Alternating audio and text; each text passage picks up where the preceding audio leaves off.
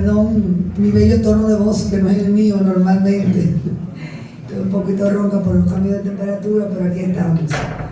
Realmente para mí es un placer saludar a este público, el público integrado por tanta gente amante del arte, por nuestros compañeros de la Asociación de Historiadores del Arte y también por los estudiantes de la Universidad Autónoma de Santo Domingo que están recibiendo con nosotros la materia de cine y otras personas también de otras áreas y de otras materias.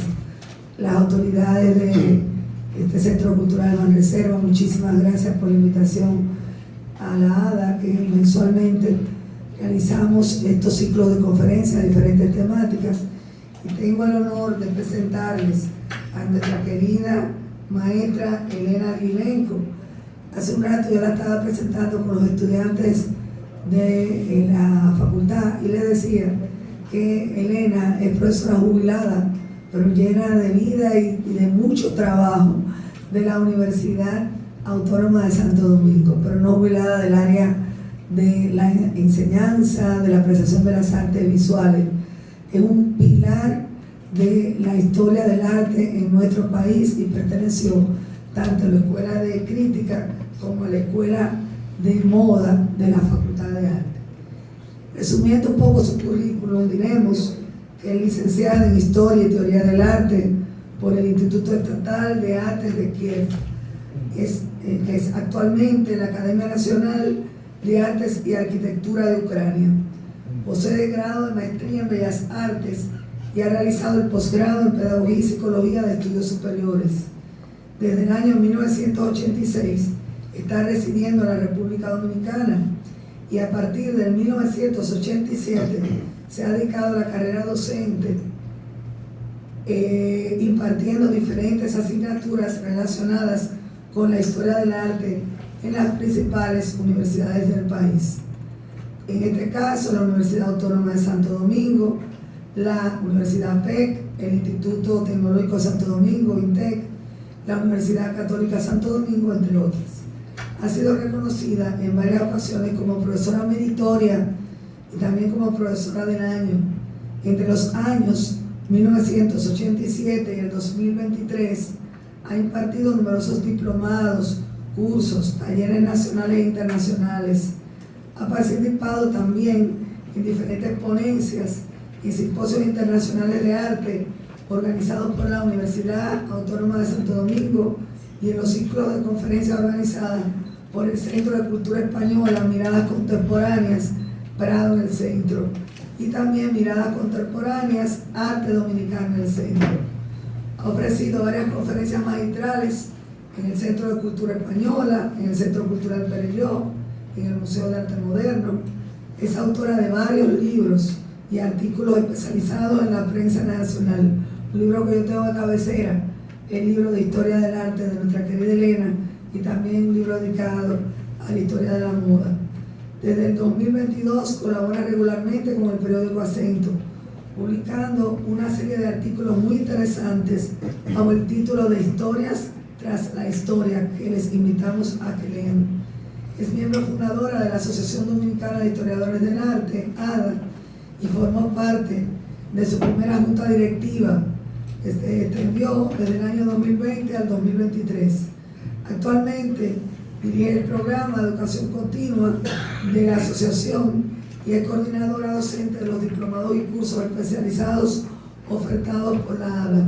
También dirige el programa Tertulias de la ADA, presentadas mensualmente en el Centro Cultural Banreservas. Realmente es un gran honor tener con nosotros a Elena Aguilenco. Bienvenida, Elena.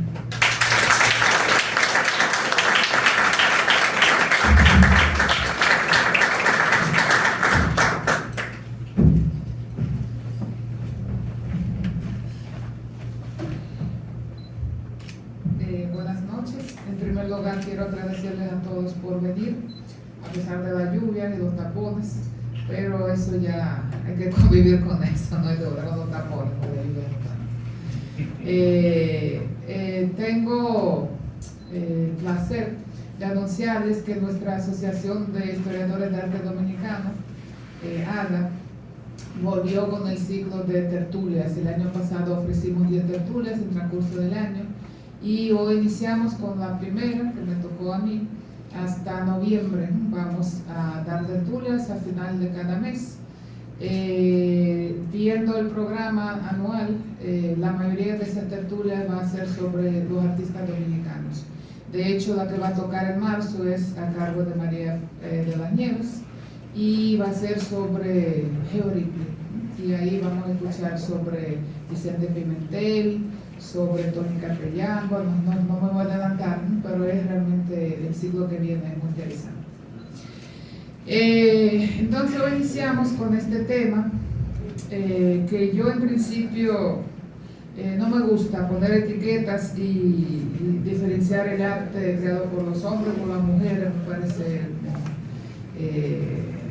que da igual, hombre o mujer, lo importante es el arte, la obra de arte que se ha creado. Así que puede parecer un poco contradictorio el tema que elegí sobre mujeres, sobre primeras mujeres en el arte fotográfico en Latinoamérica. En realidad siempre me atrajo el tema sobre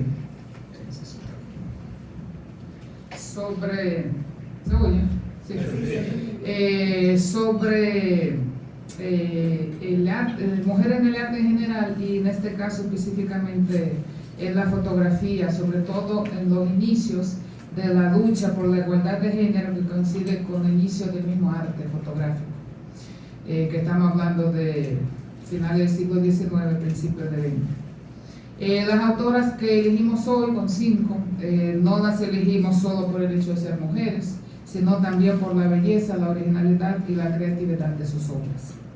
Algunas de ellas son más conocidas que otras no son muy conocidas, pero lo que sí es seguro que a todas les debemos mucho por contribuir con sus distintas miradas a una visión más amplia del mundo.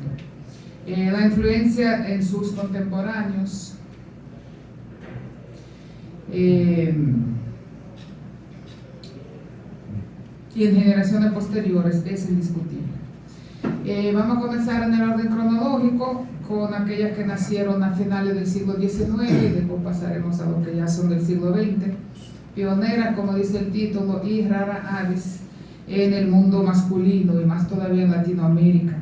En una sociedad patriarcal, con aires coloniales todavía soplando en la mayoría de los países, abrirse el camino en la fotografía profesional y artística sobre todo, no era una tarea fácil. La fotografía llega a Latinoamérica poco tiempo después de ser inventada en Europa. Aquí pueden conocer al inventor de la fotografía, el francés Joseph Gibbs, aproximadamente en 1824. Él hace la primera fotografía y en apenas 6 años, en 1830, ya se hace primera foto en Brasil. De los países latinoamericanos, el primero en entrar en el campo fotográfico fue Brasil. Y en la década siguiente, 1840, también se hace primera foto en México, Colombia, Cuba, pero siempre por hombres, aunque algunos de ellos ayudados por sus esposas, por sus hijas, por sus sobrinas, pero oficialmente a cargo de esos talleres siempre estaban los hombres. Pues en Cuba, a mediados del siglo XIX, aparecieron primeros estudios de fotografía dirigidos por mujeres y poco a poco, tímidamente, van surgiendo en otros países como Argentina, Chile y México. Ya en el siglo XX las mujeres comienzan a dar primeros pasos en el fotoperiodismo. De hecho, la primera fotógrafa que vamos a conocer ahorita, ella se inició en esa área, en fotoperiodismo. Pero las que se dedicaron a fotografía como arte en esta etapa inicial son contadas. Así que hoy conoceremos 5 de ellas, comenzando con la dominicana Abigail Mejía, siguiendo con Gertrudis de Moses de Chile, con Lola Álvarez Bravo de México, Greta Stern, Argentina, y terminaremos con Fina Gómez Revenga de Venezuela. Así que vamos a comenzar con Abigail Mejía Solier. Abigail Mejía nació en Santo Domingo en el año 1895. Sus padres eran Juan Tomás Mejía Cotes, ministro de Justicia, Fomento e Instrucción Pública del gobierno de Ulises Europa, y Carlota Solier de Wint. Ellos se divorciaron en 1904 y 4 años después de eso, en 1908, ella, divorciada, la mamá, toma decisión de mudarse con todos sus hijos. Aquí está la familia antes del divorcio, ahí está el papá todavía presente. Pues ella toma decisión de irse a España, a Cataluña, a un pequeño pueblo que se llama Dos Ríos, donde vive la familia de su ex esposo, para que le ayuden a crear todos esos hijos que tuvieron. Abigail Mejía es la primera a la derecha, ahí en el fondo, las que están paradas. Entonces, desde joven, Abigail mostró tener muchos talentos, entre los que el de literatura es el que más se le reconoce y más frutos ha dado. Ella comienza a publicar artículos siendo muy joven en las revistas españolas El Hogar y la Moda, El Cine y en el periódico La Vanguardia. En este último periódico, ella publicó 2 artículos sobre temas muy serios que las mujeres no trataban mucho, que eran sobre la Primera Guerra Mundial. El primer artículo se llamaba El caso de Santo Domingo y el segundo más sobre el caso de Santo Domingo, un pueblecillo que no se resigna, siendo así la primera dominicana que publicaba en prensa extranjera opiniones sobre la guerra y también sobre la intervención norteamericana en la República Dominicana de 1916. También escribió libros, novelas, investigaciones científicas, poemas, cuentos, obras de teatro, entre los que se destacan la historia de la literatura castellana, Brotes de raza, la novela Sueña Pilarín, que hay una frase ya que se hizo habitual, pues es el nombre de la novela de Abigail Mejía, la publicó en España. Por cierto, el Centro Cultural Banreservas publicó esa novela hace unos cuantos años, ¿no? Así que tuvo segunda edición. Y en República Dominicana, porque ella volvió de España acá, ella publicó Biografía de Meriño y Diario Feminista, Vida de Máximo Gómez e Historia de la Literatura Dominicana. Entonces, cuando ella regresa a la República Dominicana en 1925, su vida era breve, ¿no? Ella casi llega a los 46, le faltaba justamente un mes para cumplir 46 años y le murió antes de cumplirlo, los 45. Y cantidad de actividades que realizó esa mujer es realmente sorprendente. Fue impulsora de la creación del Museo Nacional, es su primera directora. Aquí la vemos en el museo, en la oficina. Fue profesora de varias materias en la Escuela Normal de Santo Domingo. Fue autora de la propuesta para la reforma del Código Penal Dominicano de 1932. Organizó el voto de ensayo de la mujer dominicana en 1934, marcando un hito en todo el continente. Fundó clubes Nosotras y Acción Feminista, este último dedicado a la formación de las mujeres obreras. Y además de todo eso, fue la primera fotógrafa de la República Dominicana. Sus inicios, esa es ella, en un autorretrato. Sus inicios datan de la década de 1910, ahí de hecho está el numerito. Antes de seguir con la foto, quiero darle muchísimas gracias a Ilonka Nacidit Perdomo, que fue la que me facilitó todas esas fotos. Ella es albacea de lo que quedó de la herencia de Abigail Mejía. Entonces le agradezco muchísimo que ella compartió esta foto conmigo y yo por ende con ustedes. Entonces, ¿qué hace ella al inicio? Son fotos amateur de su familia, de las escenas familiares, de los entornos de su vida en Cataluña. Aquí están algunos ejemplos de estas primeras fotos. Y siguió después de eso con fotoperiodismo. Como les dije ahorita, era una de las primeras mujeres que trabajan en esta área. Ella hacía reportajes sobre sus viajes, sobre sus visitas a los museos.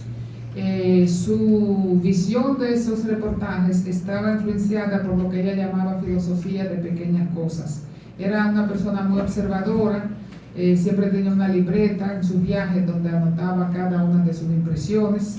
Y además no se separaba de su cámara, un West Pocket de Kodak, que entonces con esa cámara hacía el registro visual de todo lo que había visto. En el año que regresó al país, 1925, ella marca otro hito. En la revista La Opinión aparecieron 2 fotografías suyas para ilustrar un artículo, siendo así las primeras fotos tomadas por una mujer y publicadas en un medio de comunicación dominicano. Siguió publicando la misma revista con sus reportajes de viajes, acompañándolos con las fotos tomadas por ella misma. Cito de la revista Opinión: el inquieto espíritu de Abigail Mejía, tan femenina y tan feminista, no satisfecho con darnos de Roma sus ágiles y amenas impresiones literarias, ha querido completarlas con estas fotografías obtenidas por la escritora durante su permanencia en la ciudad de Nerón y San Pedro. Se decía el editorial de la revista La Opinión sobre sus publicaciones. Además de paisajes y monumentos arquitectónicos, es autora también de varios retratos, caracterizados por una penetrante observación psicológica de sus modelos. Pues con el paso del tiempo, de una aficionada se convirtió en una fotógrafa artística y experimental. Siguió las primeras corrientes de este nuevo arte que se llama pictorialismo, que consideraba que fotografía es un arte en sí misma y se oponía a su comercialización y masificación. También fue pionera de lo que se llama colorismo. Como ustedes saben, la foto a color apareció mucho después, así que ella coloreaba a mano con acuarela sus fotos en blanco y negro. Aquí hay algunos con el nombre incluso escrito por ella arriba, mientras se va durmiendo la tarde, a la vista de pájaro. Así que con esta experimental técnica ella se adelantó a la fotografía a color. Lamentablemente gran parte de su archivo visual, igual que su cámara, se perdieron durante el ciclón San Zenón de 1930, y su vida, que acabó muy temprano, ya tenía graves problemas de salud. Aquí la podemos ver a la izquierda todavía viva en una clínica, y a la derecha entonces está la foto de su entierro, que ella falleció el 15 de marzo de 1941 en Santo Domingo. Entonces esto es sobre la primera fotógrafa que conocemos hoy. Seguimos con Chile. En Chile vamos a mencionar a Gertrudis Konitzer de Moses, que nació en Brandenburgo, Alemania. Aquí la podemos ver jovencita, y llegó a Chile en 1939, el año de inicio de la Segunda Guerra Mundial. Eran judíos. Ella vino con su esposo, con sus 4 hijos, huyendo de las persecuciones nazis a los judíos, y en 1944 obtuvo la nacionalidad chilena. Su llegada a la fotografía fue circunstancial. Ella enviudó y tenía, ya le quedaban 3 hijos, porque se murió su hijo y después se murió su esposo. Entonces ella tenía que sobrevivir de alguna manera, y se le ocurrió montar un estudio fotográfico. Así que compró 2 cámaras, la chiquita, Leica, y la grande que se llama Rolleiflex, para fotografías más grandes. Y armó un estudio fotográfico que se llamaba Miñón, y comenzó a trabajar haciendo retratos, fotografiando eventos, bodas, bautizos, cumpleaños. Y además de solución económica para su familia, también lo veía como una vía de escape de las tareas aburridas y tediosas de una ama de casa. Cito: yo tenía la costumbre de trabajar en la cámara oscura desde muy temprano por la mañana, porque así nadie me molestaba y podía hacer lo que me gusta. Pues en la década de los años 60, ya sin compromisos familiares y económicos, porque ya los hijos crecieron, ya realmente ella pudo dedicarse a la fotografía como arte. Ya comenzó a explorar nuevos lenguajes artísticos y se inició en técnicas novedosas como doble exposición y fotomontaje. Estas combinaciones, como ella las llamaba, la llevan al surrealismo y la convierten en una de las precursoras de la fotografía artística y conceptual de Chile. Frecuentemente ella trabajaba con temas asociados al inconsciente, la represión, el miedo, las fantasías, los sueños, y para ella el propósito del fotógrafo iba más allá de hacer una toma. Ella decía que el propósito del fotógrafo es extraer el alma oculta de los elementos que la componían. Dentro de sus obras abordó retrato, desnudo, paisaje y estas composiciones geométricas que estamos viendo aquí, así abstractas prácticamente. Y también trabajó mucho los montajes, fotomontajes surrealistas, que aquí podemos ir viéndolos. Autodidacta, ¿no? De las 5 fotógrafas, hay una sola que estudió fotografía, ¿no? Todas las demás, incluyendo a ella, fueron totalmente autodidactas. Fue una de las primeras socias fundadoras del Fotocine Club de Chile y en 1946 comenzó a participar en exposiciones, en salones, regularmente, sobre todo con fotografía de línea documental. En su etapa vanguardista le trae reconocimientos internacionales, obtuvo medalla de bronce de la Kodak Mundial en 1964 y también la distinción Ansel Adams del Instituto Chileno Norteamericano de Cultura en 1992. Y además el Fotocine Club de Chile, del cual ella fue fundadora, instauró un premio que lleva su nombre. Su pasión por la fotografía le ayudó a superar las grandes tragedias que sucedieron en su vida, entre ellas la temprana pérdida de su hijo mayor, después de su esposo, que ya les mencioné, y la soledad que debió cargar por muchos años. Estas experiencias fortalecieron su creatividad artística y su ingenio para solucionar problemas formales. En 1989 publicó ese libro, se llama Scroll, Memorias de una fotógrafa, y falleció a los 93 años en Santiago de Chile en enero de 1995. Seguimos con México. Lola Álvarez Bravo, considerada la primera fotógrafa mexicana. Dolores Martínez de Anda es el nombre oficial de esta fotógrafa. Ella usó apellidos de su esposo ya después de divorciados, pero nació con ese nombre, Dolores Martínez de Anda. Nació en 1903 en México y a muy temprana edad perdió a su mamá, y todavía siendo una niña, como de 13 años, perdió a su papá. Entonces el futuro que se esperaría es que hiciera cualquier cosa para sobrevivir, pero miren lo que ella decía: desde chica pensé que yo tenía que hacer algo que no fuera común y corriente. Lo que más odié en mi vida es que me ordenaran y limitaran mi libertad. Así que comenzó a interesarse por la fotografía, observando sin preguntar y a escondidas a su vecino y amigo de su hermano Miguel. Ellos fueron a vivir en casa de unos tíos, su hermano Miguel, que era mayor que ella.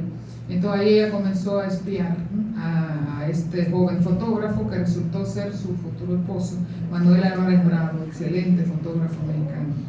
Y de él, como les dije, adoptó sus 2 apellidos, que usó hasta el final de su vida, aunque ya ellos se han divorciado. Porque ella decía que la conocen con esos 2 apellidos, entonces reinventarse, comenzar a explicar a todo que yo soy la que era, entonces yo como Álvarez Bravo, no voy a complicarme la vida. Ellos se casaron en 1925, estos son ellos, Manuel y Lola, y se fueron a vivir a Oaxaca, una ciudad mexicana, y ahí por primera vez entonces decidieron, sobre todo él, que ya era fotógrafo, dedicarse a esa práctica. Así que en la cocina de su casa instalaron el cuarto oscuro para revelar, y ella ahí comenzó a aprender ya en directo, ¿no? Comenzó a hacer en directo primeros pasos en la fotografía. 5 años después, en 1930, regresaron a la Ciudad de México y instalaron ya el estudio oficial que se llamaba Taller de Fotografía Álvarez Bravo. Cuando su amiga Tina Modotti, fotógrafa y activista política, italiana de nacimiento y mexicana de corazón, como decía ella misma, Tina Modotti, pues la deportaron de México, ¿no? Por razones políticas, y ella vendió todas sus pertenencias, entre ellas también sus cámaras fotográficas. Así que 2 de esas cámaras lo compraron los Álvarez Bravo, y una de ellas, de marca Graflex, fue para Lola. Entonces ella dijo: ya soy fotógrafa de verdad. ya tengo mi cámara y ya voy a ponerme en serio con eso. Pues poco después, al año siguiente, en 1931, su esposo Manuel tenía un encargo de la revista Mexican Photos para hacer una serie de fotografías. Él se enfermó y Lola tuvo que completar este encargo, y así de manera acelerada, inesperada y en gran parte autodidacta, como ella completó su formación y se dedicó ya de manera profesional a la fotografía desde ese momento para siempre, hasta el momento de su muerte. Después de divorciarse, Lola emprendió una carrera independiente que duró casi medio siglo. Trabajó en el Departamento de Educación para catalogar fotografías. A mediados de la década de 1930 fue fotógrafa de la revista El Maestro Rural. Más tarde asumió la dirección de fotografía en el Instituto Nacional de Bellas Artes. Su primera exposición individual fue en 1944 en el Palacio de Bellas Artes de la Ciudad de México, a la que siguieron numerosas exposiciones tanto individuales como colectivas. Le interesó una amplia variedad de temas, imágenes, sobre todo imágenes de la vida cotidiana, retratos, desnudos y arte prehispánico, y además experimentó con fotomontaje e incluso con el cine. Pero la mayor fama le trajeron retratos de las personalidades contemporáneas de ella, muchos de ellos amigos de ella personales, como Octavio Paz, como Diego Rivera, que es la foto que estamos viendo ahora, y sobre todo Frida Kahlo. Ella inmortalizó en varias de sus imágenes más icónicas a esta pintora mexicana. Son fotos súper famosas, seguro que lo han visto, pues son de autoría de Lola Álvarez Bravo. Hizo muchas fotos de ella, más de 50. Entonces, sus primeras fotografías, que podemos observar aquí, fueron influenciadas por formalismo de Edward Weston, que era un fotógrafo norteamericano, tutor y pareja de Tina Modotti, de su amiga. Y también aquí pueden ver ese juego con luces, con sombras, esas líneas geométricas, eso lo aprendió de Edward Weston. Y también por la visión poética de su esposo. Pero sus fotos más célebres son las dedicadas al campo y llevan el sello de realismo nacionalista y del indigenismo, propios de sus amigos más cercanos en el mundo de arte, de los que ya mencionamos a Diego Rivera, el muralista mexicano. Lola nunca fue fotógrafa de estudio, sino que andaba con su cámara buscando momentos y situaciones conmovedoras y composiciones sorprendentes. Su trabajo equilibró siempre el interés en las cualidades formales de la luz y sombra con la necesidad de capturar la vida tal como sucedía. La carrera fotográfica de Lola Álvarez Bravo continuó hasta que quedó ciega a los 86 años. Falleció el 31 de julio de 1993, a los 90 años, y su legado como documentalista de su país y su gente permanece vivo hasta el día de hoy. En una declaración final de su vida, dijo, cito: "Si mis fotografías tienen algún significado, es que representan a un México que alguna vez existió.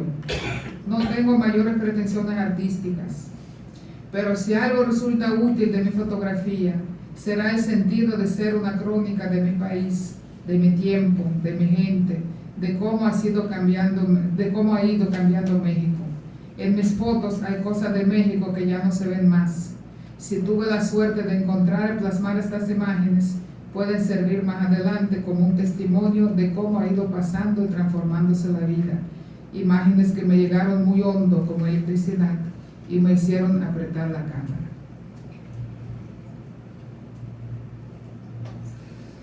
Ahora vamos a Argentina, donde conoceremos a Grete Stern, otra alemana que terminó en Latinoamérica, en Argentina.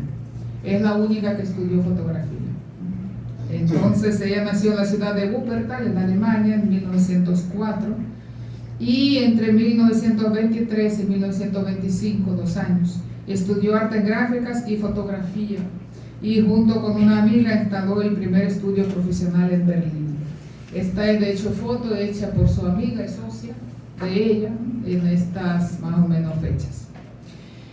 En 1932 entra a la famosísima escuela de la Bauhaus, la escuela de arquitectura, de diseño, muy progresista, muy moderna, pero tuvo la mala suerte de entrar el año del cierre de la escuela.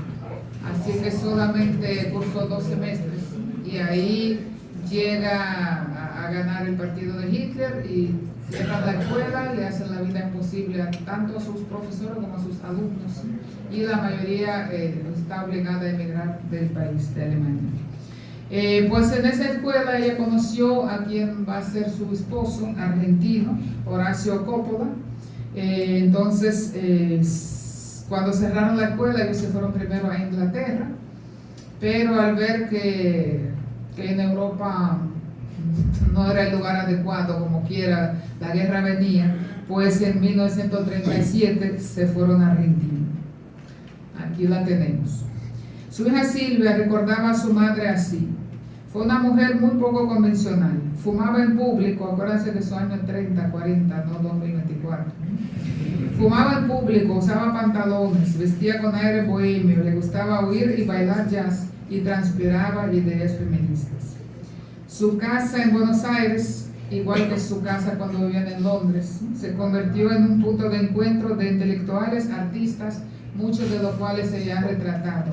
Por ejemplo, a la izquierda, todavía esa foto fue hecha en Europa, es Bertolt Brecht, el famoso teatrista, escritor alemán, y aquel señor no hay que presentarlo mucho, es Borges, sí, ella lo conoció ya cuando vivían en Argentina.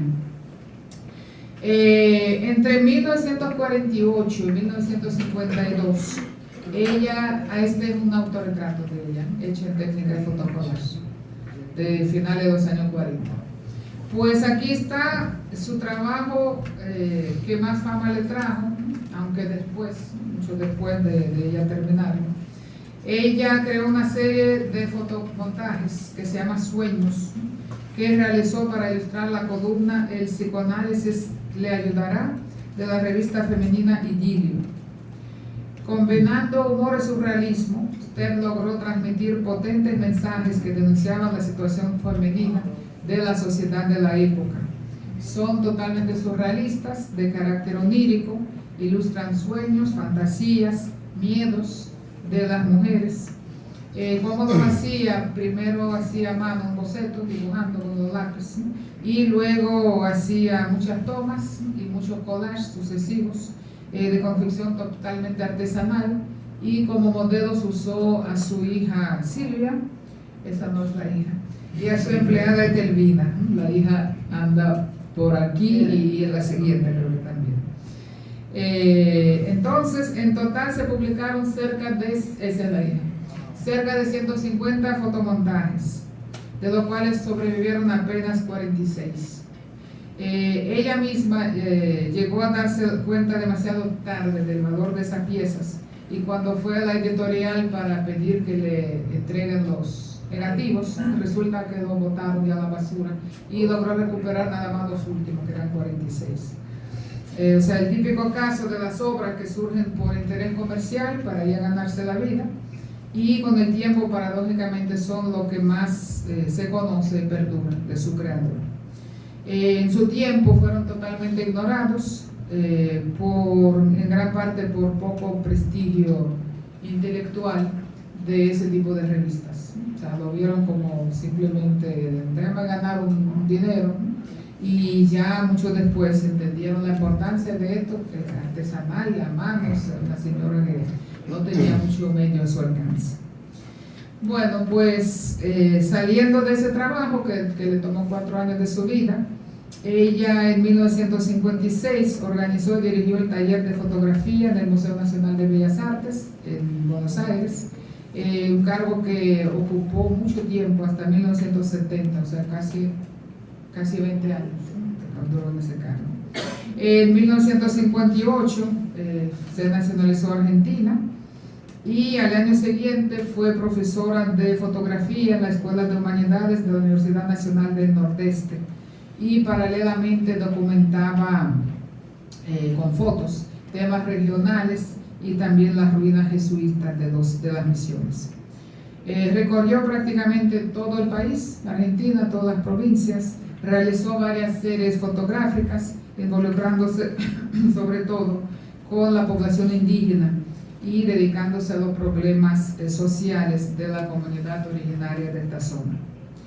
En 1964 obtuvo una beca del Fondo Nacional de las Artes para trabajar sobre las costumbres y el hábitat de los aborígenes de la región de Gran Chaco. Y fruto de esa aventura artística fue este libro de fotos. Ella duró 3 meses en esta región y tomó más de 1500 fotografías, de las cuales luego seleccionó algunas, y aquí está el resultado.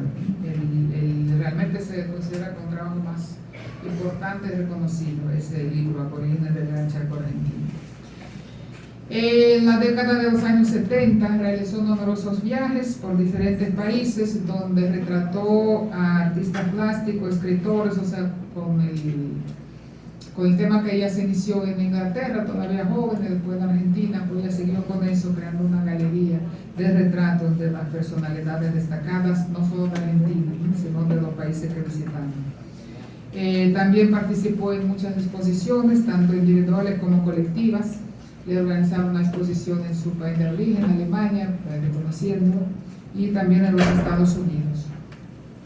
En 1982 recibió el premio Conex como una de las 5 mejores fotógrafas de la historia de Argentina.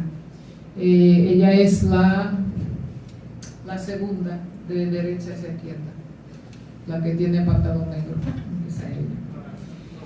En 1985, debido a los problemas oculares, abandonó la fotografía, regaló 2 equipos a sus alumnos, a sus colaboradores, y falleció en Buenos Aires el 24 de diciembre de 1999, a la edad de 95 años. Era longeva también como la chilena. Y finalmente llegamos a Fina Gómez Revenga, venezolana. Nació en Maracay en 1920, es más joven de las que hemos analizado. En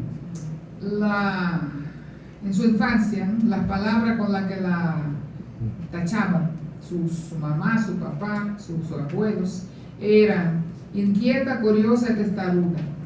Palabras que al inicio del siglo pasado eran poco asociadas a una niña. Mucho menos que además era de clase alta, porque era nieta de Juan Vicente Gómez, el dictador venezolano que duró de 1908 a 1935, y su padre, José Vicente Gómez, nombrado por su papá general con apenas 23 años, y ocupó el puesto de inspector general del ejército, y luego el papá lo nombró segundo vicepresidente de Venezuela. Entonces lo que se esperaba de ella es ser una niña bien, y ella era inquieta, testaruda y curiosa. A finales de la década de 1920 su familia se establece en Francia y sus padres se divorcian, y su llegada a la fotografía fue más que nada por rebeldía e inconformidad. Cito: yo empecé con la fotografía como a los 16 años. Estudiaba dibujo en París y me había ganado un premio que consistía en asistir a unas clases en el taller de un pintor. Pero mi padrastro me lo prohibió. Una cosa absurda, pero así fue. Entonces necesitaba expresarme y así empecé con la fotografía. Soy autodidacta. Me compré una cámara y me fui para Nueva York.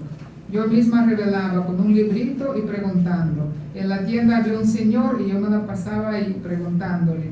Y a base de experiencia y de insistir e insistir, aprendí a revelar. Fina Gómez era una especie de nómada y su obra se impregnó de los viajes que realizó a lo largo de su vida. Además de Venezuela, donde nació, ella visitó y vivió en algunos países vivió por un largo tiempo. Francia, Suiza, Brasil, Estados Unidos, Inglaterra, Argentina, son algunos de los países que ella o visitó o vivió, como les digo. Entonces estos viajes perfilaron una mirada amplia, capaz de recorrer distintos géneros y lugares y a la vez volver a lo fundamental. Fue pionera en publicación de libros de fotografía. Su obra se recoge en 5 principales libros: Fotografías de 1954, las voy a ir pasando, Raíces de 1956, Piedras de 1958, 0 grados Norte Franco de 1964 y Diálogo de 1965. ¿De qué se trata? Son libros editados en francés y en español, con pocos ejemplares numerados, y en colaboración con importantes escritores del momento. Aquí están esas fotos. Aquí está el libro Las Piedras, inspirado en los menhires franceses, en el pueblo que se llama Carnac, al norte de Francia. Y aquí está la historia del libro Raíces. ¿Cómo se hizo ese libro? La versión francesa del libro Raíces, del cual se imprimieron 1000 ejemplares, se inició gracias a mi primer libro, Fotografía, se llamaba el primer libro, donde escribió Alejo Carpentier. Un amigo tuvo la idea de mandarle al poeta francés Pierre Séguès un ejemplar, es el poeta, un ejemplar, y las 3 últimas fotografías eran de Raíces. Un día, el poeta me envió una carta en la cual me mandaba 3 poemas que me debía porque acaba de escribirlos viendo el libro de mis fotografías que le había enviado. Eran 3 poemas bellísimos, eran inéditos. En la carta me preguntaba si había la posibilidad de conocerme. Yo, por supuesto, le dije que sí. Él vino una tarde y aquí estuvimos hablando muchísimo, nos caímos de maravilla. Él me preguntó, ¿dónde hizo usted esas fotos? Y le dije, en Venezuela, hace poco vine de allá. Y entonces él me dijo, pues mire, ¿sabe una cosa? Le voy a pedir que vuelva porque yo quiero hacer un libro, un poema, todo inspirado en las fotos suyas. Así que me fui para Venezuela y le traje 800 fotografías.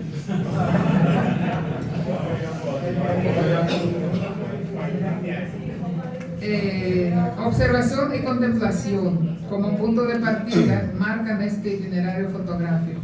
Retratos, paisajes y formas de naturaleza son temas predilectos de Fina Gómez. Sus fotografías son de estética simbolista, están exentos de costumbrismo y alejados de cualquier connotación social o política. La naturaleza como receptora de la imaginación, el paisaje y sus posibilidades se alternan con retratos de minuciosas composiciones y detalles cuidadosamente construidas. Raíces que se hunden en la arena o emergen del mar, piedras, palos, troncos, chatarras de barcos al borde del mar caribeño sugieren figuras lúdicas y sensuales. Realmente asombra esa capacidad de trabajo y dedicación que logra obtener un gran número de fotos a partir de la contemplación de un solo objeto o una situación puntual. Esto, por ejemplo, ocurrió con esta serie de fotografías que se llama El Barco Encallado, que data de 1964, donde una carcasa de un solo barco, enfocada desde diferentes ángulos, logra, ella logra a obtener una riqueza visual gestada desde esa observación. Del Barco Encallado hizo 400 fotos.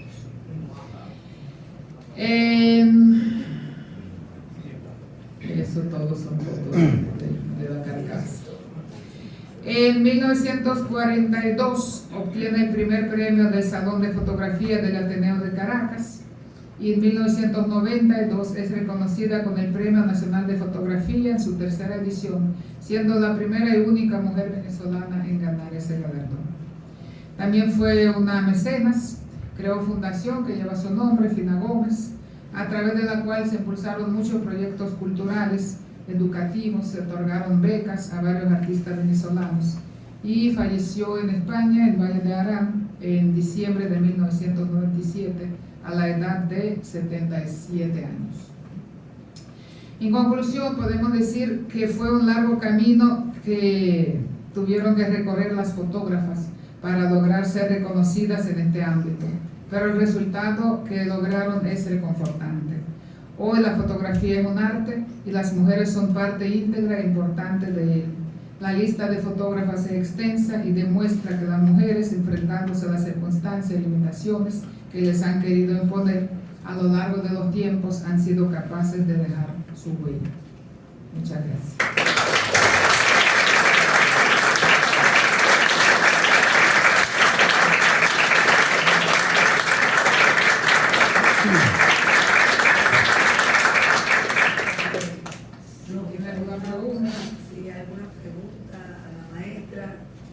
Creo que serían muy útiles, sobre todo los jóvenes que estudian cinematografía, estudian televisión, estudian fotografía, que se dan cuenta que estas cosas eran mucho más complejas de lo que nos resultan. Si no somos tan jóvenes también podemos preguntar. Bueno, me ha parecido soberbia la exposición, me he enterado muchísimas cosas que no sabía de estas grandes mujeres fotógrafas, muy interesante. Y me ha parecido ver un nexo de unión que quería saber cuál es su opinión, porque parece que todas ellas o se comprometían con causas sociales o se comprometían con causas de la mujer. Y yo creo que las 5 eran, como decían de la última, ¿no?, vecina, que era testaruda, inquieta y curiosa. Yo creo que las 5 eran igual, cosas que a lo mejor no se lo dijeron, pero las 5 eran así. Entonces, ¿qué relación ve usted entre ese carácter inquieto y la fotografía, el involucrarse en las causas sociales o feministas? Parece que es una especie de condición que lo cumplen las 5 mujeres, ¿no? Bueno, en caso de Fina, ella no se comprometió ni con la ideología ni con la política. Ella era rica cuando ella se incomodó con el padrastro. Ella dijo: me fui a Nueva York. Ninguna de las otras 4 podía hacerlo. Así que en su caso ella realmente fue artista, o sea, sin ningún tipo de compromiso social. Las otras sí, porque la fecha en que ellas desarrollan su arte, como dije, coinciden con el surgir, no, pero el desarrollo del movimiento feminista. Realmente era muy difícil para las mujeres abrirse camino en lo que sea que no sea ama de casa.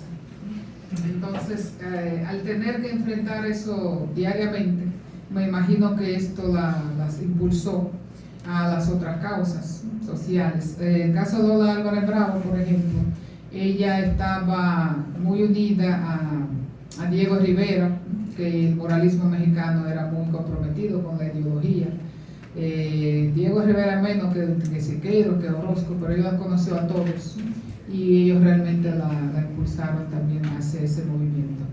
Gertrudis de Moses, la chilena, ella no tuvo tampoco mucho interés por lo ideológico. Ella fue con el surrealismo, con los fotomontajes. Abigail Mejía fue sí, o sea, no como fotógrafa, pero como personalidad. Ella sí, votos de mujer, organizar esos grupos sociales, porque aquí realmente no había nada cercano. O sea, ella tal vez viviendo en Europa y viendo un poquito, la puerta un poquito más abierta en ese sentido, ella quiso tratar de que algo de eso se instaure aquí en la República Dominicana. No sé si respondí su pregunta. Más o menos. ¿Alguien más? ¿Alguna pregunta? Bueno, lo que yo veo es que cuando llegue el barco a Brasil y se inicia la fotografía en Latinoamérica, yo me quiero preguntarle a usted si la mujer que inició la fotografía, que la primera que inició la fotografía, lo hizo como si fuera una rebelión a la mujer en sí o una rebelión al arte. O sea, debía expresar el arte a través de las mujeres o quería revelar que las mujeres querían ser libres. O sea, ¿cuál de las cosas? Ninguna de las dos. Un modo de vivir, de trabajar algo de manera independiente, sin depender de un marido, o un papá, o quien sea. Ser independiente, tener su negocio y vivir de eso. Las primeras fueron eso. La otra es, si en Brasil nada más fue ella hubo otra después de ella. O sea, la primera era simplemente para como una fuente de ingresos. O sea, las primeras mujeres fotógrafas, todavía fotografía como arte, de hecho, no existía como tal.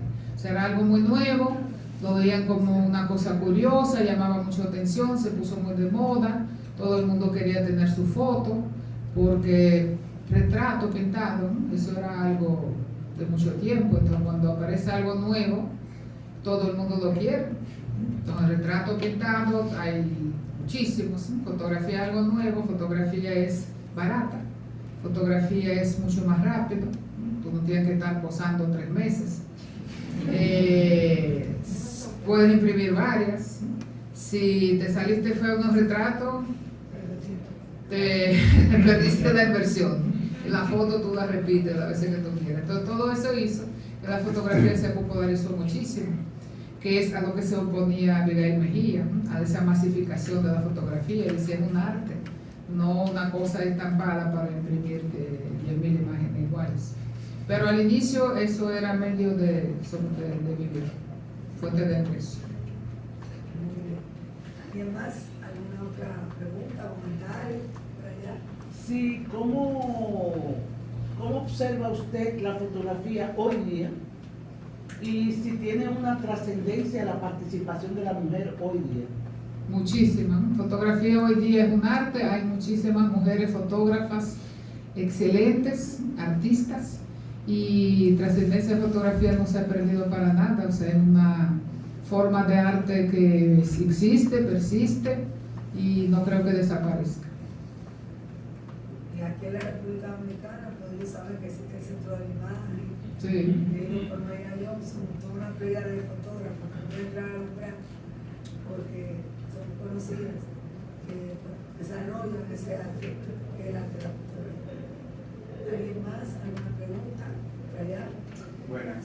Al momento de investigar estas mujeres, ¿cómo las personas que llegaron a la conclusión de que, o sea, ¿qué se tuvo que hacer para saber que ellas fueron realmente las primeras, las pioneras? O sea, ¿Cómo se supo? o sea, ¿cómo se sabe que ellas fueron realmente las primeras en cada país? Bueno, está para eso la historia del arte, la historia de fotografía específicamente, por los documentos, por las impresiones, por la periódico, por la prensa, por todas las formas de documentación que te proporcionan los datos. Entonces tú vas comparando, esta fue en ese año y esta fue 10 años más adelante, entonces más primero, entonces esa es la primera. Es investigación en los documentos de la época, básicamente en la prensa, porque todavía en su tiempo, cuando ellos estaban trabajando, nadie escribía libros sobre ellos. Así que son memorias, entrevistas y prensa.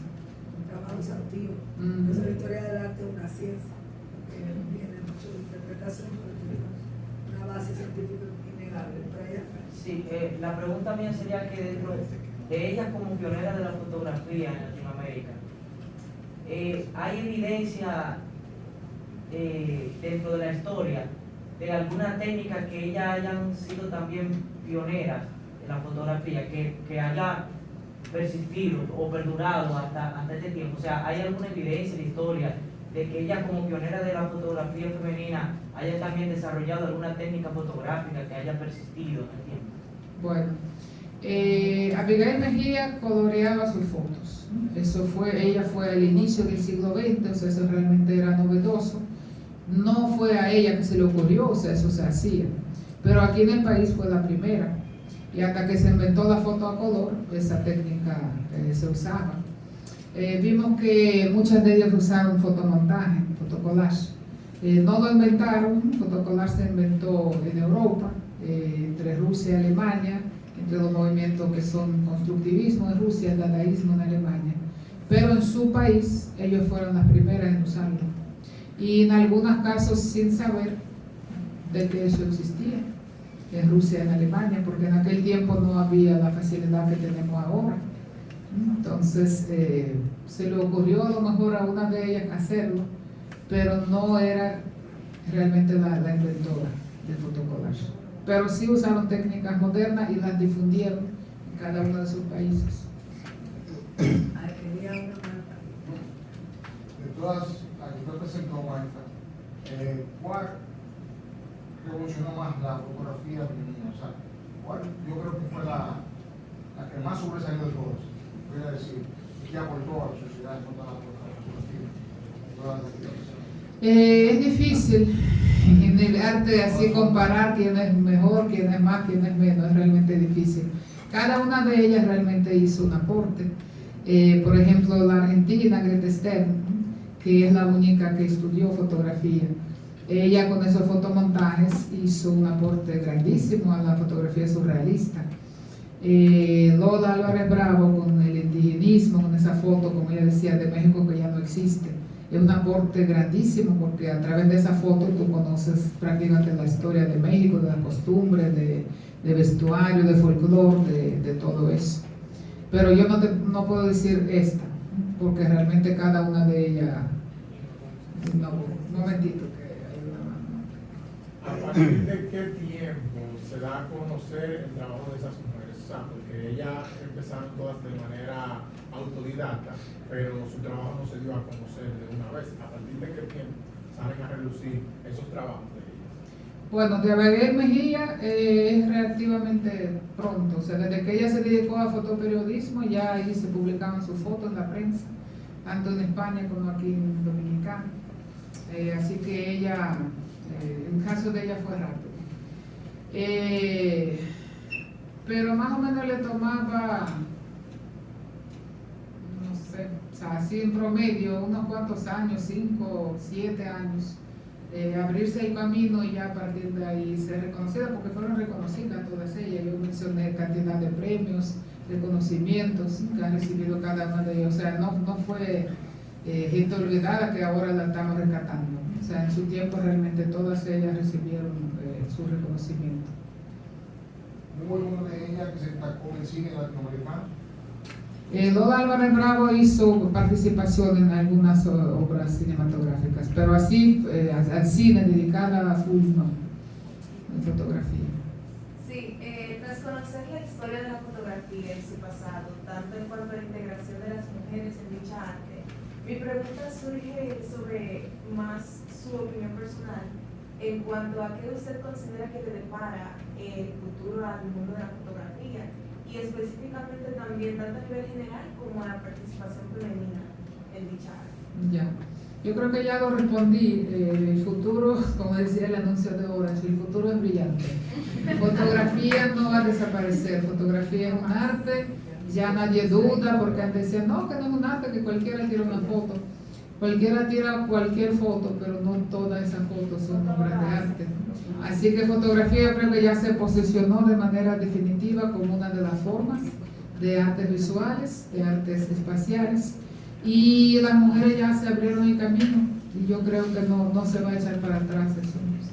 Mientras más seguimos adelante, más artistas, o sea, realmente ya hay más equilibrio que antes. Gracias.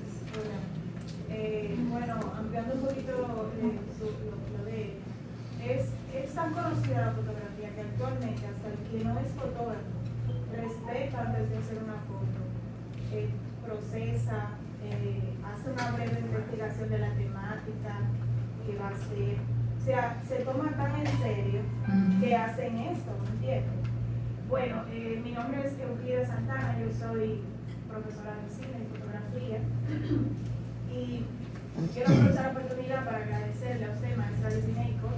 Yo tengo 43 años y fui alumna suya a los 16.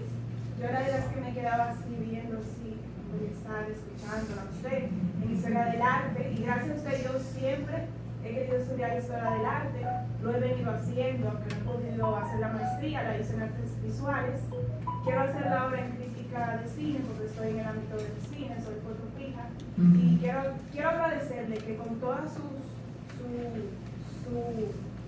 todo su conocimiento y todos sus talleres y ponencias, pues usted deja un legado. Muchas gracias. Así que para mí es un placer, ¿verdad? Para mí también.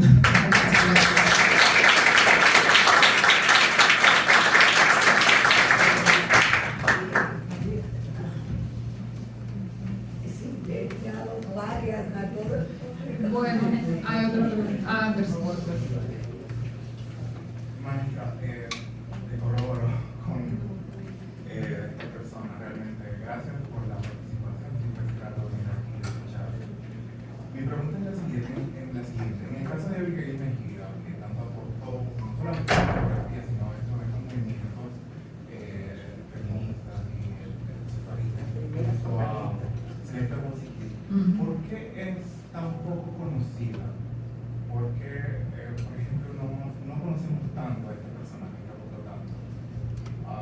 Abigail. Sí.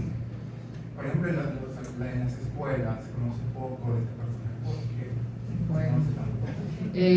Si tú hablas con Edom, que necesito perdón, ella ha difundido muchísimo la información sobre Abigail. De hecho, creo que hace poco sus restos fueron trasladados al Parque Nacional. Sí. O sea, ella se fajó para que se reconociera la importancia de Abigail Mejía. Y nuestra escuela lamentablemente tiene muchas lagunas que vamos a tratar de llenarlas. Es un personaje para resaltar. La figura de la Senada No, es que- cívica. Pero cívica se eliminó, José Quintero, para ser más bonito. Ya vemos. Es increíble, sí, porque con vida tan corta, hacer tantas cosas en tantos campos, es realmente un personaje fuera de lo común. Me voy a basar, maestra, más en lo que usted dijo del futuro y brillante. La foto, yo como arquitecto de cinematografía, usted ha sido un maestro, también tengo el honor de eso. Creo que la fotografía siempre va a ser humana, está claro, pero porque va a ser un ser humano. Pero usted cree que la inteligencia artificial podría sustituir la fotografía. Está sustituyendo, de hecho ya hay algunas fotos que hasta fueron premiadas y después se descubrió que fue inteligencia artificial que las hizo. Para allá vamos, yo creo que inteligencia artificial nos va a afectar todo, no solo fotografía. Yo creo que ahí no hay mucho que hacer, a ver cómo sobrevivimos eso. Adelante. No, para dar a conocer al público, Gabriel Mejía es una de las grandes obras dominicanas conocidas, que es Doña Pilarín, que se usa como un refrán, pero Sí, es una obra de... sí, una novela de ella. Yo dije que el centro publicó, o sea, hay unos 3 años atrás, publicaron la novela. Yo la tengo de aquí, de la edición del centro. Bueno, a otra más. Reconociendo la importancia de Abigail venía a hablar, ¿hubo alguna influencia de ella con sus compatriotas? O sea, ¿hubo un hilo de artistas que se unieron al estilo de ella y así con el tiempo? Como artista, no sé, como personalidad tan polifacética que era, sí, sin duda alguna. Pero como artista, como fotógrafa, bueno, ella tiene el mérito de ser la primera, las artistas plásticas, por ejemplo, Celeste Bocellín, seguro que de alguna forma se inspiró en ella, no sé realmente como artista, pero como mujer que ha logrado tanto, seguro que le sirvió de inspiración. Bien, si no hay más preguntas, agradecer en primer lugar la excelente conferencia que Elena nos ha impartido, de la cual todos hemos aprendido mucho. Agradecer al Centro Cultural Banreservas su apoyo y la presencia de todos ustedes. Muchísimas gracias.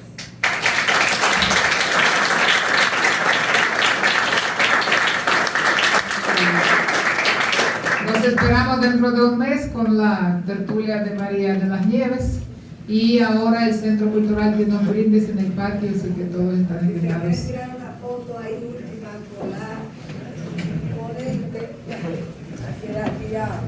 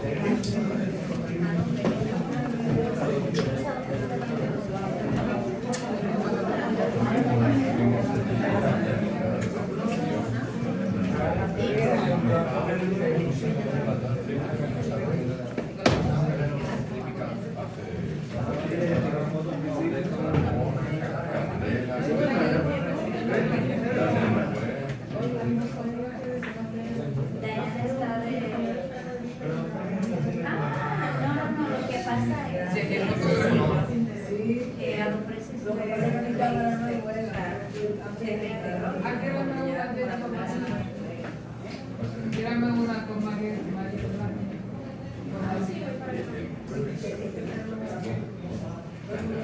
Es una venta,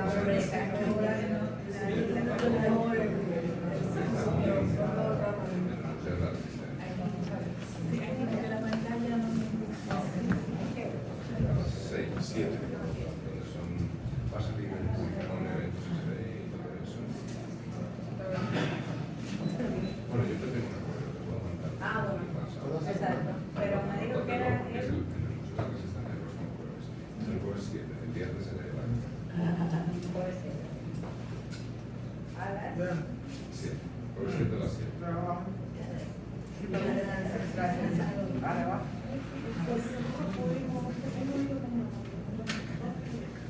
Excelente, felicidades. Gracias.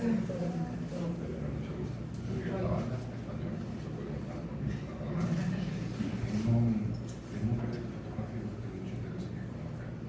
Y tengo una proyección de mi documental en el Museo de la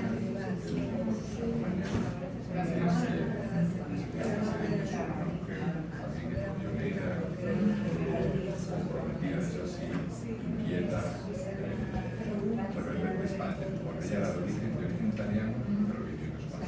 Era la fundadora del dramaturgo David. Y se proyectó el Museo de la Resistencia los jueves a las 7 de la tarde. Y luego me